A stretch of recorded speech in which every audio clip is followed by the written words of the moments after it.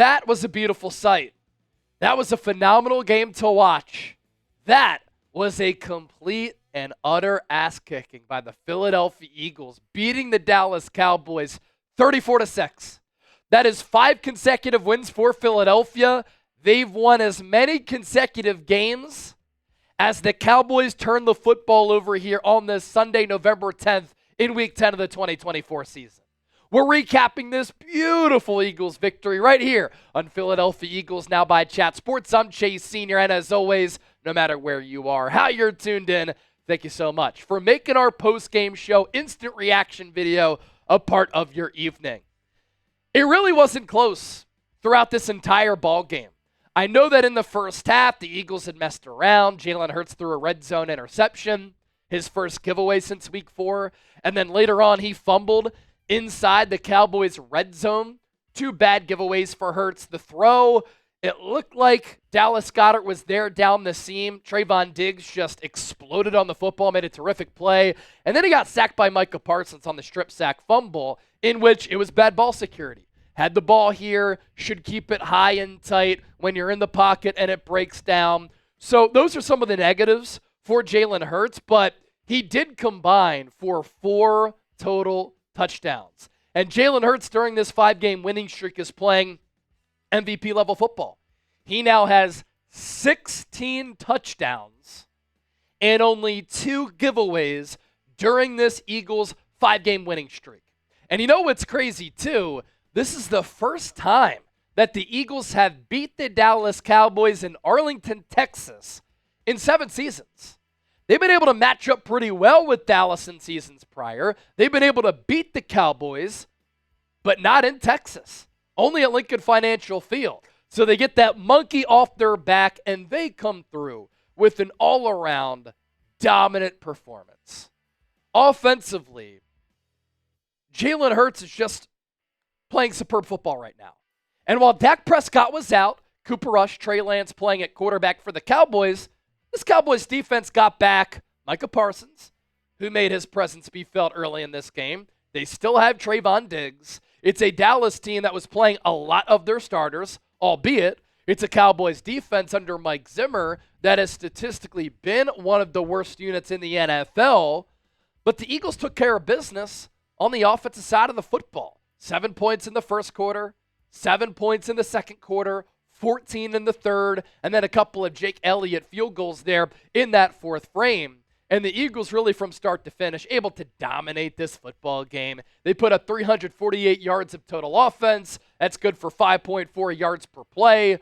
Hurts, 14 of 20, 202 yards, 10.1 yards per completion. He was sacked 5 times.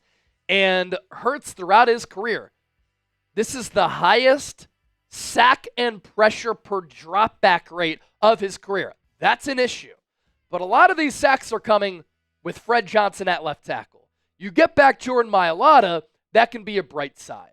Another bright side element of this Eagles victory is how this defense played. Again, I know the Cowboys aren't a great offense, right? Cooper Rush and Trey Lance at quarterback, but Cooper Rush was 13 of 23 for 45 yards. Trey Lance, 4 of 6 for 21 yards. Cooper Rush had a fumble. Trey Lance threw a pick to C.J. Gardner-Johnson on the day, 2.6 yards per play. The Cowboys could not do anything on the offensive side of the rock. And during this 5-game winning streak for Philadelphia, you're looking at 3 games that have been blowouts. On the road against the Giants, on the road against Cincinnati, on the road against the Dallas Cowboys. Browns game was close. Last week, a heart-throbbing, heart attack-inducing victory over the Jacksonville Jaguars, but this is the NFL. And there are close games every single week. It is a league of parity. A majority of these games are decided by 1 score or less. The Denver Broncos almost went on the road and nearly beat the Kansas City Chiefs if it weren't for a blocked field goal that would have won the game for Denver. And so when you take care of business in the fashion that the Eagles have taken care of business like, this is an impressive 5-game winning streak. And now Philadelphia is 7-2.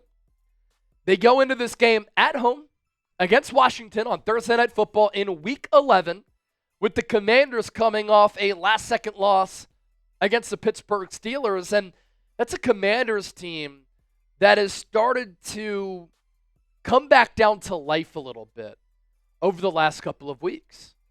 And now Philadelphia is in first place in the NFC East going into Week 11 after this win over Dallas. And they will be playing to maintain that lead in the division against Washington on Thursday Night Football. And we'll be doing another watch party for that game live here on Eagles Now. Philadelphia carried by their stars. Hurts, 4 combined touchdowns. Saquon Barkley, 14 carries, 66 yards. He got his elbow bent up on that Jalen Hurts fumble. But the Eagles as a team run for 38 times, 187 yards, 4.9 yards per carry. A.J. Brown, 5 catches, 109 yards, including another beautiful long ball thrown by Hurts on a rope, 44 yards. Dotson made a play downfield. Dallas Goedert, 2 catches for 25 and a touchdown. Johnny Wilson catching his first career touchdown. This is an Eagles team that's well-rounded. This is an Eagles team that's deep. This is an Eagles team which hasn't shown a lot of flaws. And here's the thing. I think that there is still plenty of room for this Eagles team to get better in what is a very wide-open NFC as we're at that halfway point of the season. Plenty more to get to here for our post-game show. But first, be sure to download the Game Time app. It's the only app that I use in a very crowded ticketing marketplace. Game Time filters out the fluff to show you only incredible deals on great seats so that you don't have to waste time searching through thousands of tickets. And that's what's great about Game Time picks, because curation makes it easier to save more on sporting events, but also concerts, comedy shows, theater events, and a lot more.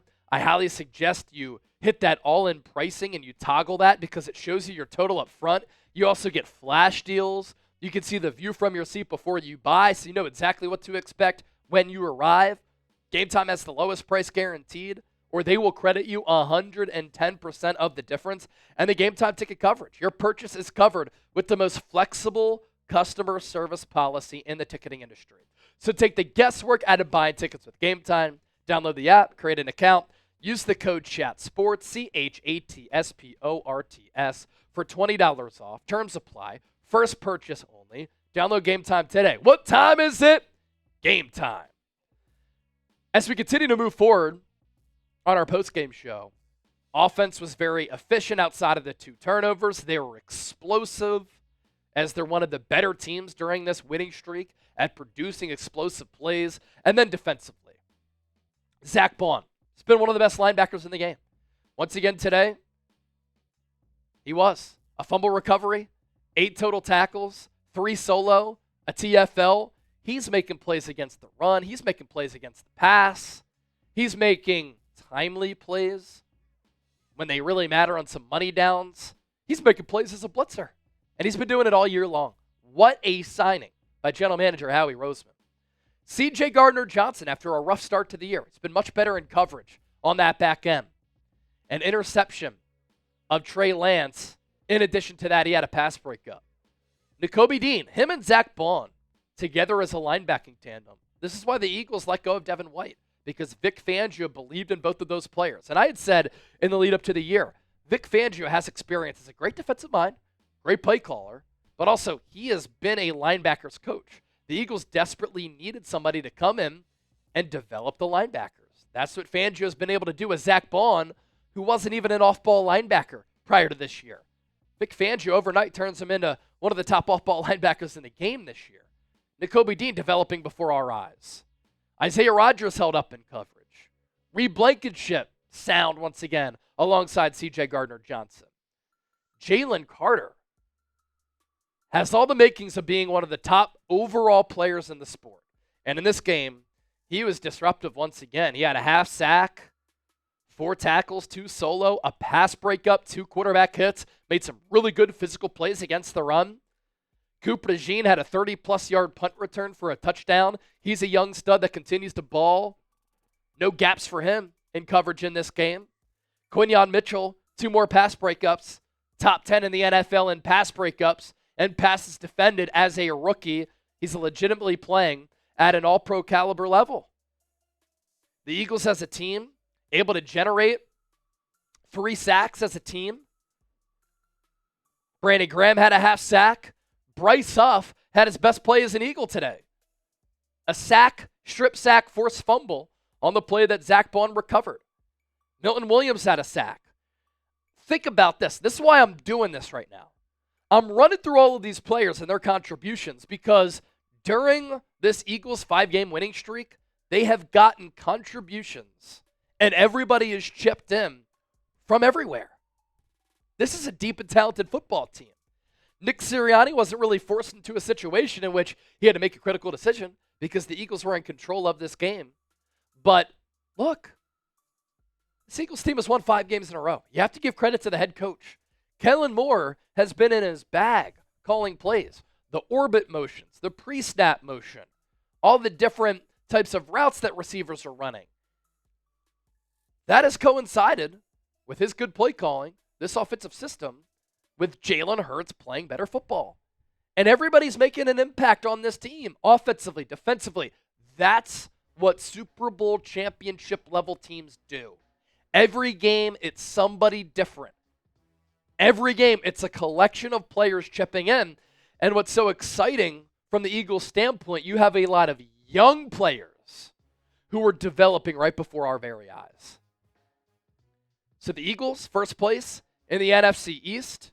They dominate the Dallas Cowboys on the road for the first time in 7 years. This is also the first time that the Eagles have won 3 straight road games by 20 or more points since 1949. They won an NFL championship that year. Hurts was pressured on half of his dropbacks against the Cowboys, 53.6%. He was 7 of 9 for 115 yards and 2 touchdowns, passing under pressure. The throws that he made, Goddard creating improvisationally. Evaded a blitzer, stepped up, went to the right, fired a dart. Johnny Wilson, he had all day to throw back there, but had to create improvisationally and rip that throw to Johnny Wilson. And since week 3, Hurts has thrown 4 touchdowns and no picks under pressure. He's been better against the blitz. And I'm looking at his target map once again. We've showed these on the show. He's targeting all areas of the field. Let's leave you with this. Are the Eagles the best team in the NFC? I think it's Detroit still. It's Philadelphia number 2. They might be. Why for yes and for no? It's a good spot to be for the Birds.